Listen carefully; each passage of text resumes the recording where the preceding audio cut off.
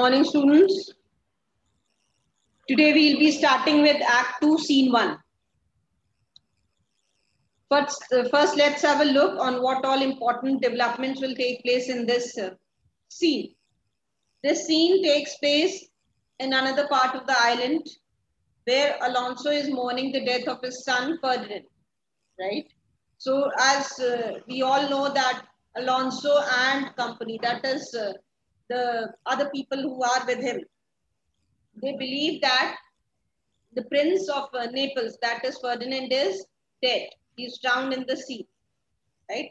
But still they have some hope that maybe he is not dead and he must have landed himself upon this island.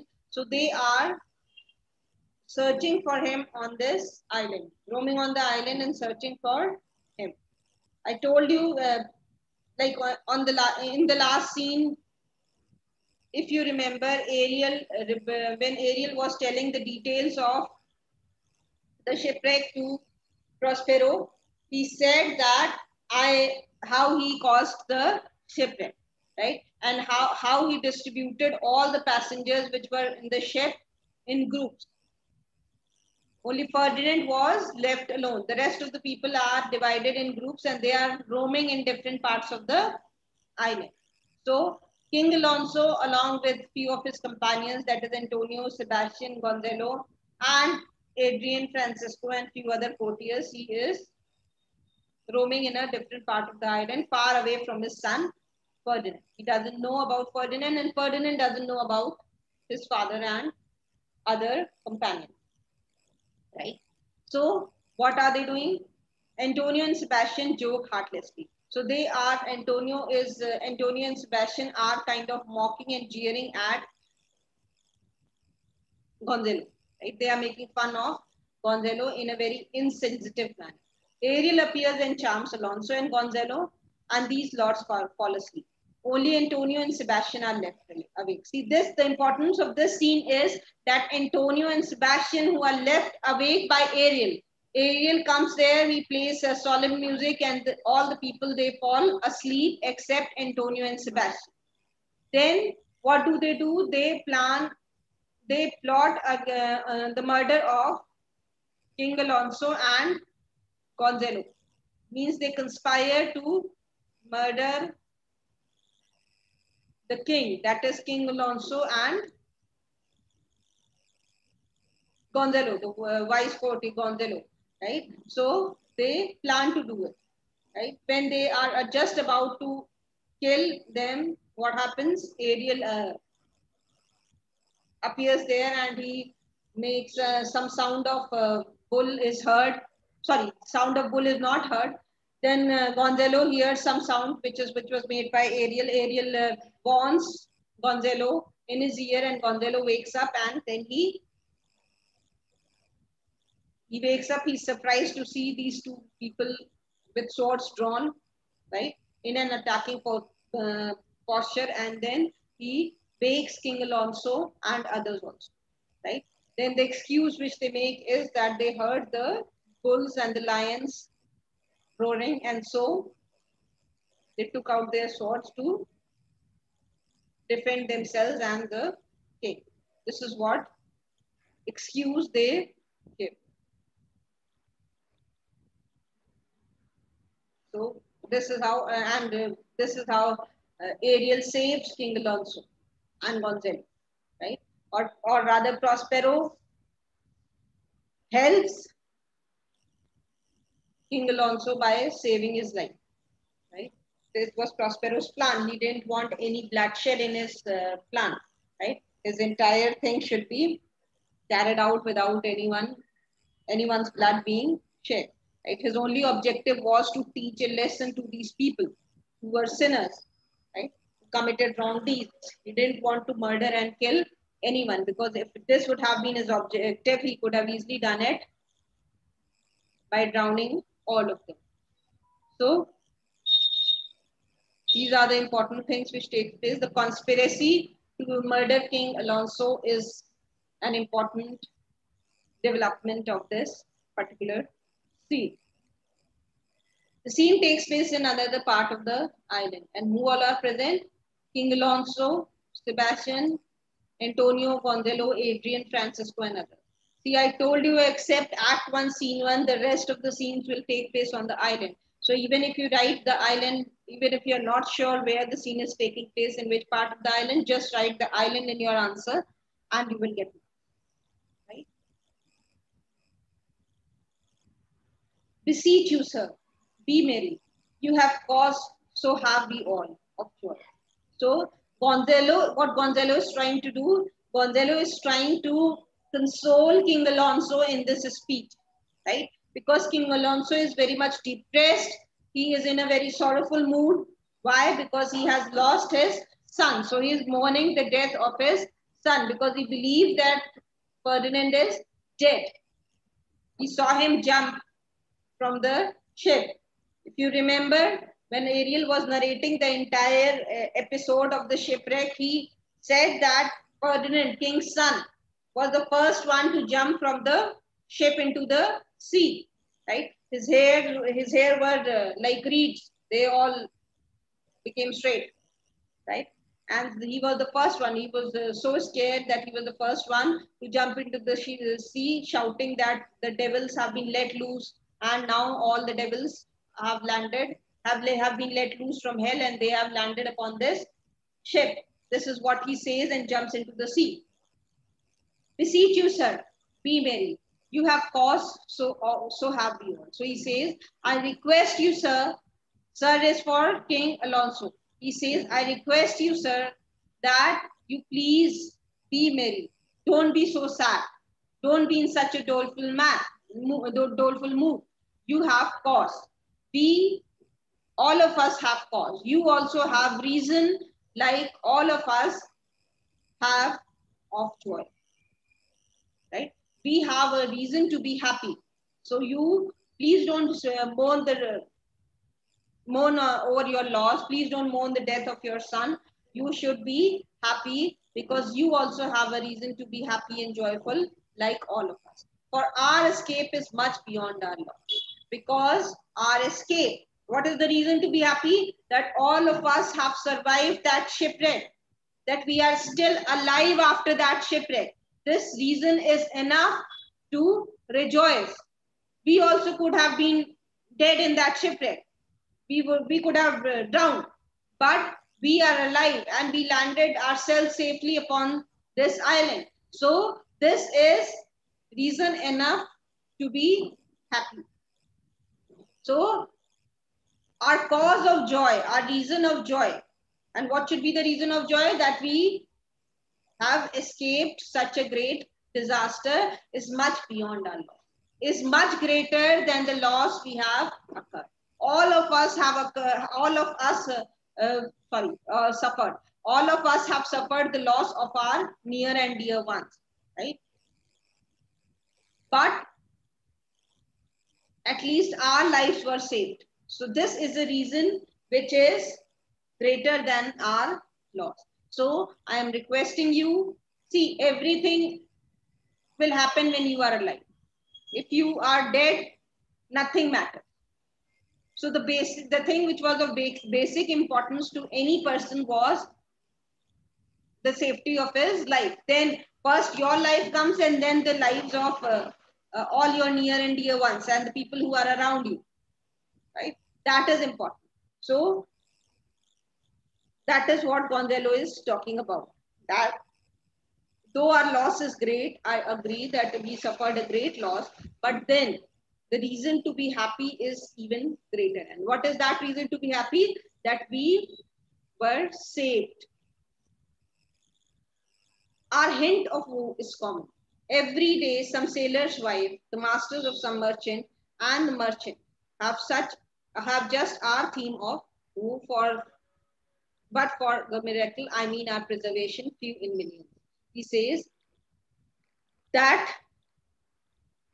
our sorrow is common. It's not something new that we have suffered, right?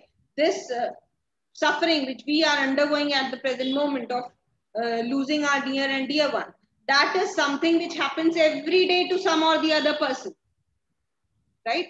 Our hint of woe means our sorrow. This situation which we are facing at the present moment, the circumstances which we are facing, the sad event which occurred in our life, that is not something new. This happens every day to some or the other person. Every day some sailor's wife. Every day the life of some, the wife of some sailor undergoes the similar pain or similar suffering. Every day some sailor's wife, the master of some merchant, or the master of some merchant ship, the captain of some merchant ship also suffers a similar kind of loss. And the merchant or the merchant himself, he also suffers a similar loss. So this is not something which happened to us for the first time. The world has been suffering in a similar manner in the past. So this is an everyday event, not something very uncommon. People lose their near and dear ones, have just our theme of food. So their reason for sorrow is very similar to our reason for our sorrow. Their subject of sorrow is the same as our subject of sorrow. But for the miracle, I mean our preservation. But instead, you should, this is what he's trying to tell King Alonso. But the miracle is that we were saved. For few in a million can speak like us. Why? Because there are only few people in a million who are as lucky as us, right? Who are saved, who survived such a great disaster, who survived the shipwreck. Only few people are lucky enough that they are able to survive such a disastrous event, right? Can speak like us means can be alive and talking like us. Then wisely, good sir, they are sorrows without comfort. So that is why I am telling you, good sir, my dear Lord, that my dear King, that is why I am telling you that you should weigh our sorrow with our comfort. That try to weigh both the things, our sorrow as well as our reason to be happy and our reason to be sorrowful. Weigh both the things, and then you will come to know that our reason to be happy is much greater than the reason to be sad. Right? Why? Because only few people in a million are able to save themselves from such a great disaster. And this is no less than a miracle. It is like a miracle which happened to us, that we were able to save ourselves, that we landed safely upon this island. This entire thing is not less than a miracle. Now Alonso is irritated. See, once you are sad or you are too much involved in your own thoughts and somebody goes on poking you, somebody goes on disturbing you, what will happen? You will feel irritated. So Alonso also feels irritated. He, at the present moment, he just wants to be left alone. Right? He is not being able to mourn the death of his son in a proper manner. Some or the other person is troubling him, especially Gonzalo. In this entire consolation speech which he uttered, what he is doing? He is not letting Alonso mourn the death of his son by continuously talking to him and poking him. Right? When you are sad, what do you want? You want to be left alone. You just want to sit in one corner and brood over your loss. This is what Alonso also wants. He just wants to be left alone in one quiet corner without anyone disturbing him for some time, because he is really very sad on the death of his son, or rather he believes that his son is dead. So Alonso says, pray thee peace. So Alonso says, please, I request you, I beg of you, please keep quiet. Right? I want some peace. He stopped this lecture. Sebastian, he receives comfort like cold water. So what does Sebastian say? Sebastian says that he is receiving, he is taking this entire words of consolation which are being uttered by Gonzalo like a cold porridge. He don't like to eat cold porridge. Porridge is tasty when it is hot. So in a very, means these are these words which are uttered by Gonzalo. Alonso is not liking them. Why? Because he is taking his words like cold porridge. Which figure of speech has been used here?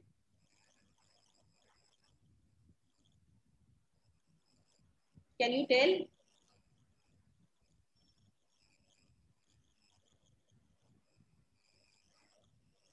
Kel, raise your hands.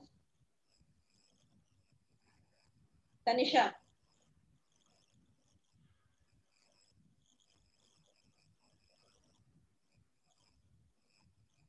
Just a minute. Tanisha. Sir, please unmute. Yes, ma'am. Tanisha.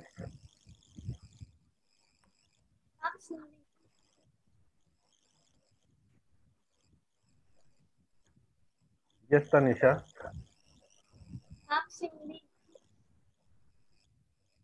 Come again. Simile. Yes. Simile has been used here. In this line, simile has been used because the words which were uttered by Gonzalo, the words of comfort uttered by Gonzalo, they have been compared to cold porridge. So it's a simile, right? So he says that all the words which Gonzalo uttered, they were not welcomed by Alonso, right? Alonso didn't like them, right?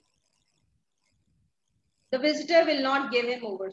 So Antonio says, never mind whether he likes it or he doesn't like it, whether Alonso likes it, whether he welcomes them, whether he doesn't welcome them, whether he is irritated or whether he wants to be consoled, this is not going to affect Gonzalo, right? He is not someone who can be discouraged. The visitor will not give him oversoul. Why? Because he is like a visitor, who like an unwelcome visitor who goes to look at the sick person, right? Is it, see, you must have seen that whenever there is a visitor, whenever you fall sick and you have a visitor at home who comes to there to see you, right? Or to inquire about your well-being, about your health, right? What happens? These kind of visitors, they don't spare you.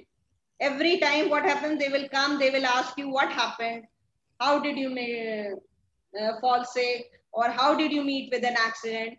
So whether you actually feel comfortable or you don't feel comfortable in narrating the entire incident, but the visitor will not spare you, right? The visitor will come to see the sick person.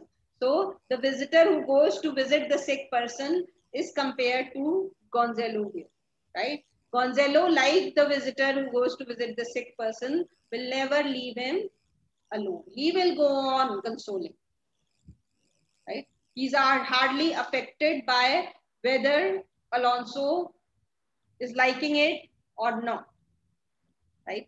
Even if Alonso is getting irritated with his words, this will not affect Gonzalo. Gonzalo will still go ahead with his words of consolation. Sebastian, look, he's winding up the watch of his wit. By and by it feels right. So he says, just see, he's now waiting. Now he's trying to organize his thoughts in his mind. He's taking some time to think what he should utter next. By and by it will strike. Means very soon he will again start speaking something. Right? See, I told you that what they will do, they will mock at Gonzalo in a very heartless manner, right? In a very cruel manner. Right? They will like make fun of Gonzalo in this act. So what they are doing it, the Sebastian and Antonio, they are actually making fun of Gonzalo, right? So he says, look, he's winding up the watch of his wit. Now he is just taking some time to think, winding up the watch of his wit means now he is using his intelligence, using his mind for some time, and by it will strike. And by he will definitely utter something else. He will definitely come up with something else to speak. Just now he is busy gathering his wits. Gonzalo, sir. And the moment Sebastian says this, Gonzalo starts speaking. He says, sir. So now he has thought of what he is going to speak next. So Sebastian says, 1, 10. So he starts counting, right? Sebastian starts counting. 10. So, see, whenever there is a dash, it means that the speech is interrupted by someone else. So, Gonzalo was not able to say further. He just uttered sir, and then Sebastian started talking. Sebastian started counting. He said just one word, right? Let me count how many he has to say further. Then Gonzalo speaks on. Says, when every grief is entertained that's offered comes to the entertainer, $1. Now in these 2-3 speeches, which figure of speech has been used? For Sebastian, $1.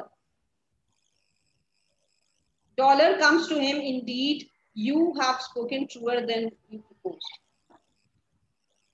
Which figure of speech has been used here in these lines?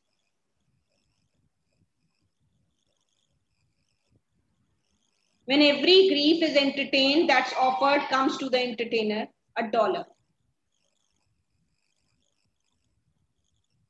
Now, entertained means, can you tell the figure of speech in this line?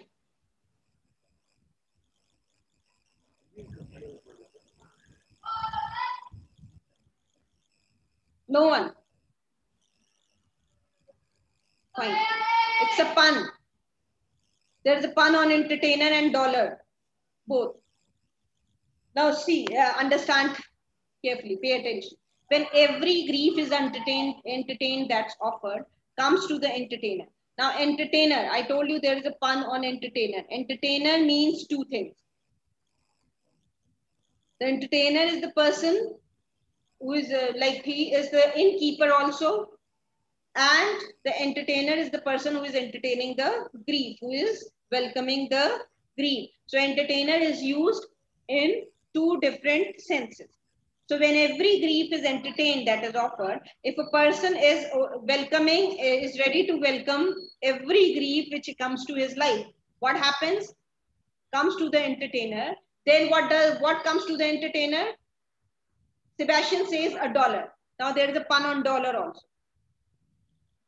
See, I told you that there is a pun on entertainer. So why? Because entertainer means two things, right? If you take entertainer as the innkeeper, what will happen? For every person whom the entertainer or whom the innkeeper entertains, what comes? What does the innkeeper get? He gets money for it, right? He gets $1 for it, for entertaining people, right? Or for taking the pains of entertaining people, for taking the pain of letting other people live in his inn. What does he get? He gets $1. So the moment Gonzalo is not able to complete his sentence, for every grief is entertained that's offered, comes to the entertainer. What does the entertainer get? If you take entertainer as the innkeeper, what will he get? He will get $1. He will be paid for his services, which he will provide to his guest, right? So Sebastian doesn't allow Gonzalo to complete his sentence, and he utters $1. Gonzalo, $1. Now, so see, there is a pun on dollar also, right? Gonzalo says $1 comes to him, indeed. You have spoken truer than you proposed. See, the meaning of this $1 is sorrow or grief, right? Here entertainer is taken in two senses. One entertainer is the innkeeper and the other entertainer is the person who is entertaining or welcoming grief, sorrow. So he says, what Gonzalo wanted to say was that when a person entertains or welcomes grief, right, doesn't try to shun or doesn't try to avoid the thoughts of grief, what does he get? Gonzalo wanted to say that he gets $1, that he gets more grief. This $1 means grief, right? If you will welcome grief, what will happen? You will get more sorrow. You will get more grief. This is what Gonzalo wanted to say. But Sebastian interrupted him, and Sebastian said, by taking entertainer in the other sense, he took entertainer as the innkeeper, and he said that the innkeeper will get $1 if he will entertain the people and take the pains of entertaining the people. take the grief of entertaining the people. What will he get? He will get money. He will get dollar. So Sebastian took another dollar. Gonzalo said, dollar comes to him. So Gonzalo took the another meaning of dollar. He said, yes, you are right. Dollar comes to him. Indeed, you have spoken truer than you proposed. Though you didn't intend, your intention was not to speak this, but again, somehow you uttered the correct thing, right? You didn't intend, your intention was just to mock at me because you are here pulling my leg. So you didn't intend to utter the right thing, but somehow unknowingly you have uttered the right thing, because the meaning of dollar was taken differently by Sebastian and Gonzalo, and both the senses were true. So there is a pun in these lines. Is it clear to you? If you have any queries, you can. So this is clear. Okay. Comes to him. Indeed, you have spoken truer than you proposed. So though your intention was not, but still you spoke truly. Whatever you uttered made sense, though you didn't intend to. Sebastian, you have taken it wiselier than I meant you. So Sebastian was irritated and he says, you have taken it in a more wiser sense than I thought you would take, right? So I didn't want you to take it in such a wiser manner, but still you took it in a more intelligent manner. Therefore, my lord. So Gonzalo ignores what Sebastian says and he continues with his words of consolation for Alonso. He says, so my lord, therefore my lord, and then Antonio interrupts. They are not letting him talk, right? He was just able to say, therefore my lord, and then he is interrupted by Antonio. But what a spendthrift is he of his tongue. So Antonio says, such a shame. He is a spendthrift. He is so extravagant with his tongue. He is not ready to keep quiet. He will go on talking. It is really a very shameful thing that he talks so much, whether the other person is interested in listening to him or not, but this fellow will go on talking. He's not ready to stop because they know that Alonso was not very much in a mood to be consoled at the present moment. So Antonio says this is really a very shameful thing. Shame on him, because he will not stop, no matter whether the person wants him to speak or not. But he goes on talking. Spendthrift means very extravagant, very lavish in the use of his tongue. Alonso, I pray thee spare. So Alonso says, I request you, please leave me alone. I don't want to listen to you. Please don't talk to me for some time. Let me be myself for some time. Gonzalo, well, I have done, but yet. So Gonzalo says that, okay, I don't want to say anything, but still, right? So he says that I don't want to say anything. Okay, fine, you want to be alone, I agree, but still, and then, but he again continues further. He's someone who will not stop. He will be talking. So Sebastian also says that, yes, but still he will be talking. He will not keep quiet. He completes his sentence. He interrupts him and he says, yes, he says, I don't have anything to say, but so Sebastian completes his sentence and says, but still he will be talking. Antonio, which of he or Adrian, for a good wager, first begins to crow? So Antonio says, now Antonio and Sebastian, they are talking and they say, Antonio utters that, what do you think? Whether Gonzalo, he is for Gonzalo or Adrian, for a good wager first begins to crow.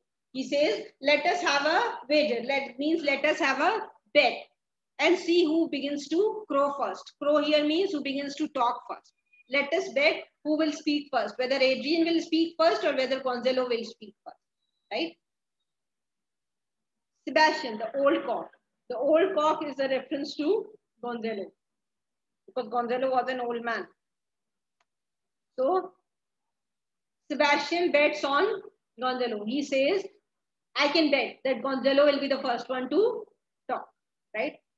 So Antonio says the cockerel. Cockerel means the young cock. That is Adrian. right? So the cockerel is for Adrian. He says that I can bet that Adrian will be the first one to utter the next word. Sebastian, done, the wager. Sebastian says, okay, fine, then it's a wager. Then what will, what are you ready to bet? Antonio, a laughter. So Antonio says that whosoever wins, whosoever loses will have to give a good laugh, right? So laughter was the thing which was kept as a wager in the bet. Sebastian, a match. A match means, okay, fine, I agree, right? Then it's fine and then it's final. It's done. It's a bet. Let's see who speaks first. Now, Sebastian wanted to say that Gonzalo will be the one who will speak first. And Antonio was in the favor of Adrian. He said that Adrian will be the first one to speak. Adrian, though this island seems to be the desert. So who uttered first? Adrian started speaking first. And because Adrian started speaking first, so who won the bet? Antonio won the bet. And what was the wager? It was a laugh. So now because Sebastian lost, so Sebastian will have to laugh because this was the thing which was kept in the bet, a laughter, right? So Adrian was the first one to start speaking. So he said, though this island seems to be a desert, right? Then again, he was not allowed to complete his sentence. And Sebastian started laughing. So you are paid. Means I have cleared the dues. He says, ha, ha, ha. Because he lost. Sebastian lost. So he was supposed to laugh. And then he says, now I have, so you are paid. Means I have paid for this bet. You won the bet. So I laugh. Adrian. Now Adrian's sentence is completed. Adrian says, though this island seems to be a desert, uninhabitable and almost inaccessible. So he says that though in spite of the fact that this island looks like a desert, which is uninhabitable, means no human being, no humanity is to be found upon this island. And this is inaccessible also. Why? Because it is somewhere there in the middle of the sea. It is very difficult to reach this island. This island is situated at a place which is beyond the reach of human beings, right? It's not an easy task to reach this island. And besides, this is uninhabitable. Uninhabitable means no human beings live upon this island. Sebastian, yet. Yet means, see, again he is speaking. Antonio, he could not miss it. So Antonio says, yes, he will not miss it. He will not miss any chance of talking. Because he goes on speaking, na? Adrian goes on speaking. So Sebastian says yet, means, see, again he spoke. Again he spoke. When Adrian said yet. So Adrian was saying yet to complete a sentence. If you read all the sentences of Adrian, though this island seems to be a desert, uninhabitable and almost inaccessible yet. But Sebastian's yet meant that, see, yet he won't stop. He will go on speaking. Right? Will continue speaking. So Adrian continues with his speech and he says, yet he could not. So Antonio says he could not miss it. Means he will not stop. Adrian, yet it must need. Yet he said here, yet it must need to be subtle, tender and delicate temper. So he says that though this island is inhabitable and inaccessible, but still the temperature of this island, temperance means the temperature of this island is very subtle, tender and delicate. Means it has a warm, favorable temperature, right? The temperature of this island is fine. It is very good in spite of the fact that it is uninhabitable and inaccessible. I think we should stop here and we'll continue further on the next term.